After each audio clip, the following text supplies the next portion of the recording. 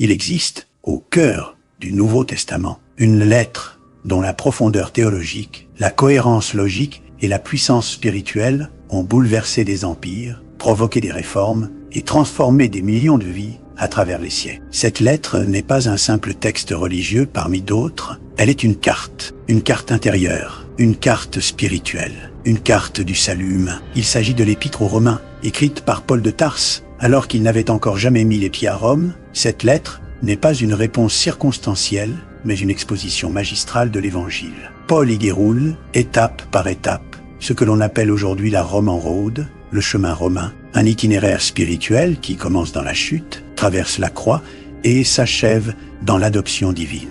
Cette lettre n'a pas été écrite dans le confort. Paul est un homme marqué par la persécution, les coups, les prisons. Ancien ennemi acharné des chrétiens, il a vu sa vie basculer le jour où une lumière aveuglante l'a renversé sur le chemin de Damas. En un instant, tout a changé. Celui qui voulait détruire l'Église a consacré le reste de son existence à proclamer que Jésus-Christ est le Messie, le Fils de Dieu. La lettre aux Romains n'est pas seulement une théologie, c'est une déclaration, une mise à nu de la condition humaine, un dévoilement du drame du péché, mais aussi de la beauté radicale de la grâce. Et si tu prends le temps de l'écouter vraiment, elle pourrait bien bouleverser ta vision de Dieu, de toi-même et du sens même de la vie. Avant d'entrer dans ce voyage, pense à t'abonner à la chaîne et à activer la cloche de notification. Nous explorons les mystères oubliés de la Bible, les textes anciens et les vérités qui transforment encore aujourd'hui. Paul écrit aux croyants de Rome dans un contexte explosif. L'Église romaine est divisée. D'un côté, des chrétiens issus du judaïsme, profondément attachés à la loi de Moïse. De l'autre, des croyants d'origine païenne, les gentils, qui n'ont jamais vécu sous cette loi. Une question brûle les esprits. Qui a réellement le droit d'être appelé peuple de Dieu? Faut-il observer la loi pour être sauvé? Ou la foi suffit-elle? Paul répond par une affirmation radicale. Tous, sans exception, sont dans la même condition. Juifs comme païens, religieux comme profanes. Aucun être humain ne peut prétendre à une supériorité morale devant Dieu. Dès les premiers chapitres, il pose un diagnostic implacable. Tous sont péchés et sont privés de la gloire de Dieu. Le point de départ de l'humanité n'est pas la vertu, mais la chute. Selon Paul, le péché n'est pas seulement une série de mauvaises actions. C'est un état, une condition héritée. Un héritage spirituel qui remonte à Adam. Depuis cette désobéissance originelle, l'humanité entière vit sous l'ombre de la mort. La mort n'était pas dans le plan initial de Dieu. Dans le récit de la Genèse, l'homme était destiné à une vie sans corruption, en communion parfaite avec son Créateur. Mais le jour où l'homme a mangé du fruit défendu,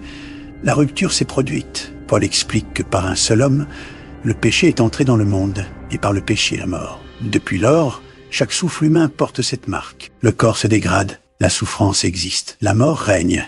Et aucune œuvre humaine, aucune loi, aucun effort moral ne peut inverser cette réalité. La loi révèle le péché, mais elle ne le guérit pas. Pourtant, dès le commencement, une promesse a été faite. Au moment même de la chute, Dieu annonce qu'un descendant écrasera la tête du serpent. Cette promesse traverse toute la Bible comme un fil invisible. Et selon Paul, cette promesse s'accomplit pleinement en Jésus-Christ. L'incarnation est le cœur du plan divin. Dieu ne s'est pas contenté de donner des commandements. Il est entré lui-même dans l'histoire humaine. Jésus n'est pas devenu Dieu. Il était Dieu, prenant chair, né d'une vierge, sans péché.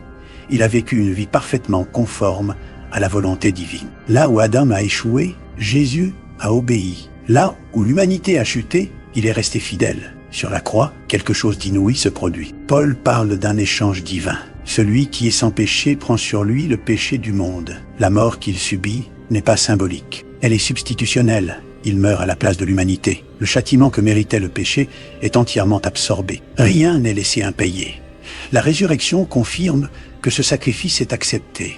La mort est vaincue. Une nouvelle humanité devient possible. Paul affirme que de même que la mort est venue par Adam, la vie vient désormais par Christ. Et cette vie est offerte comme un don, non par les œuvres, mais par la foi. La foi, selon Paul, n'est pas une simple adhésion intellectuelle. Ce n'est pas croire que Dieu existe, c'est se confier, se remettre entièrement. Reconnaître Jésus comme Seigneur, croire en sa résurrection et abandonner sa vie entre ses mains. Si tu confesses de ta bouche que Jésus est Seigneur, et si tu crois dans ton cœur que Dieu l'a ressuscité des morts, tu seras sauvé. Ce moment marque un passage radical, de la mort à la vie, de la condamnation à la justification, de l'exil à l'adoption. Paul utilise une image bouleversante. Ceux qui croient ne reçoivent plus un esprit de servitude, mais un esprit d'adoption par lequel il crie « Abba, Père ». L'homme n'est plus seulement pardonné, il devient fils. Cette adoption transforme tout, l'identité, la relation à Dieu, la manière de vivre. Le croyant n'est plus un étranger, mais un membre à part entière de la famille divine. Et cette nouvelle identité donne naissance à une vie transformée, non par contrainte mais par amour. Paul conclut sa lettre en élargissant la perspective.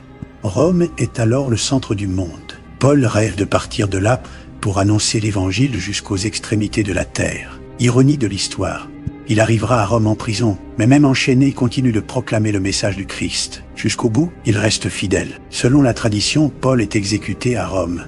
Peu avant sa mort, il écrit « J'ai combattu le bon combat, j'ai achevé la course, j'ai gardé la foi ». Sa vie entière devient un témoignage. Lui qui n'était pas des 12, lui qui persécutait l'Église, devient l'un des piliers du christianisme.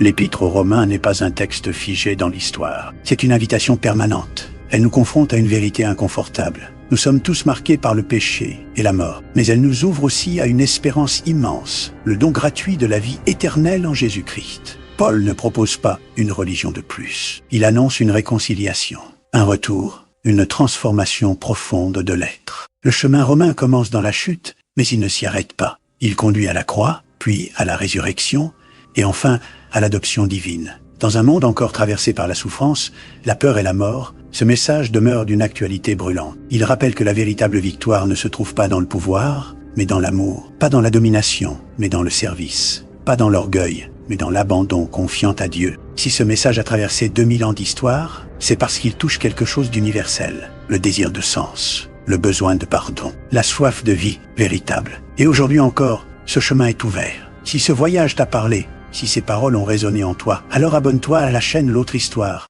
et active la cloche de notification. D'autres mystères bibliques, d'autres textes oubliés et d'autres vérités essentielles t'y attendent.